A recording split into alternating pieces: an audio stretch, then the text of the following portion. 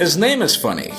Is this a competition? Yours is not far off. Not funny, too much sarcasm, very opinionated, and what are you doing here, man? This is YouTube. You should be in CNN. Hey man, that was one of the slowest outros you've ever made. I caught every word, and man, I'm gonna have to delete that video and start it all over again. That's right, it's that time of the week. I am Jaime Rivera. This is Pocket Now, and this is our Pocket Now Daily Recap for last week.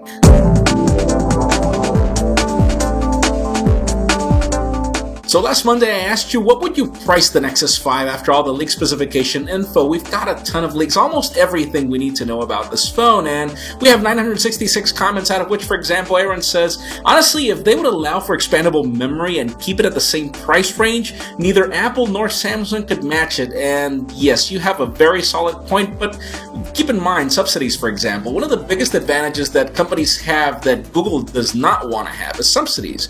And given the price of the Nexus 5, that makes sense, but still, the subsidies are really what lures a lot of people into getting other phones. Stanley says, I'd price it at $299 for the base model and they would just kill competition, and yes, $299 would be just an insane price tag. We've got some leaks of $349, which really make more sense for me particularly. I think that that's like the price that they're going to go for, at least for the base model. We've got a lot of leaks that back that up. Still, $299 would be just amazing. And the official prac says $299 for the 16 gig model, no contract, $349 for the 32 gig model, no contract, and yes, 46 thumbs up because that would be like the dream price tag.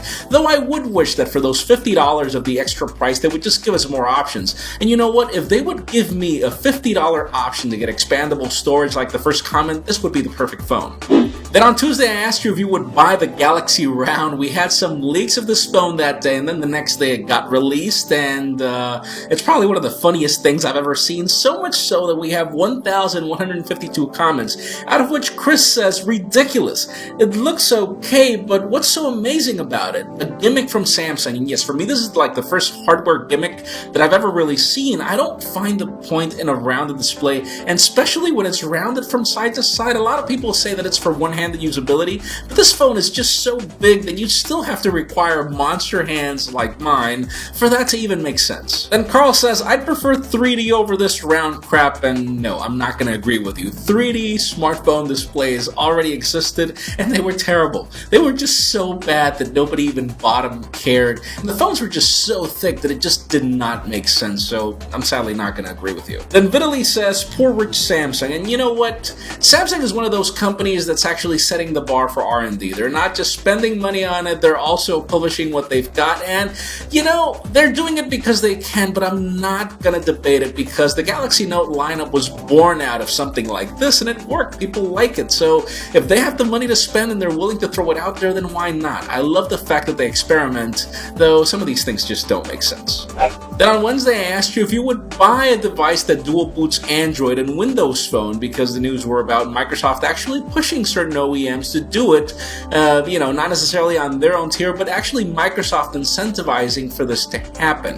And so we have 691 comments, out of which dual OS.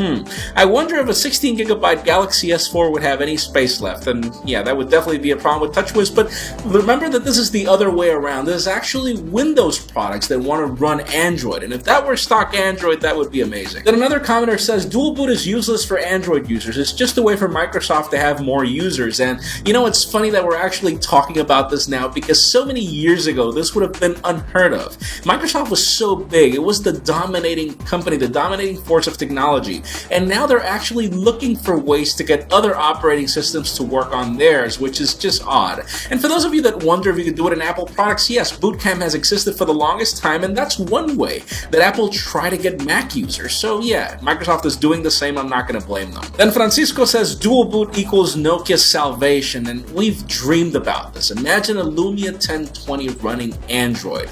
I don't have anything against Windows Phone. The problem is really the fact that the things that I use on it are not available. We use a lot of Google services here at Pocket Now, so it's pretty much useless for me and most of the team, but still, if we had the option to run Android on that thing, it would be just the perfect phone in my personal opinion.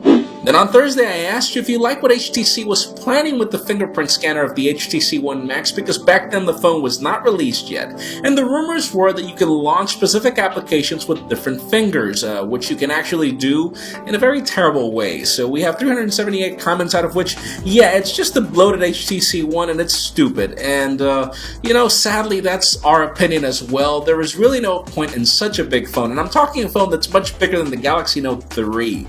There is just no point in a bigger phone if you really can't do more with that bigger display, except for gaming, which is actually not necessarily bad, again, but it's just a bigger HTC One that you don't really have to put up with. Then another commenter says, how am I supposed to hold the phone with my thumb on its back? And, probably one of the things that Michael Fisher said in his review that made a lot of sense was that that fingerprint scanner at the back was really uncomfortable if you have your phone on the table. And the fingerprint scanning technology was terrible. It almost never worked, so it was kind of pointless. And Mamodo25 says, if it works, HTC will kill the 5S, and sadly, no, it did not work.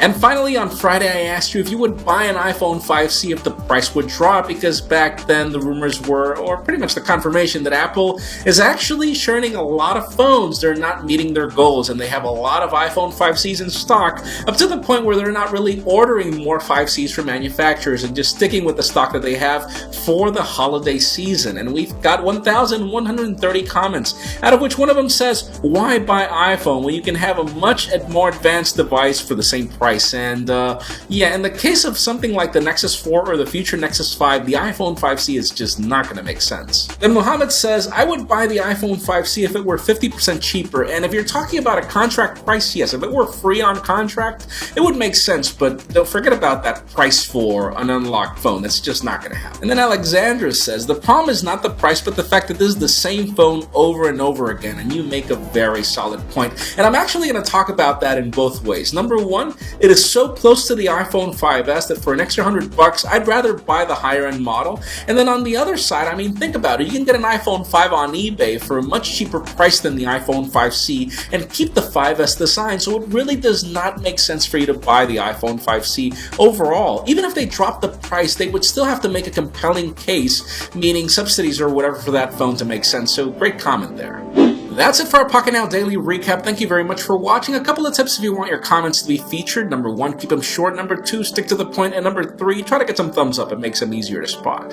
You can also follow us on social media and subscribe to our YouTube channel as well. Please follow me on Twitter at Jaime_Rivera. Give this video a thumbs up if you like what you saw. I am Jaime Rivera. Thank you very much for watching. We've got a lot of coverage coming up next week.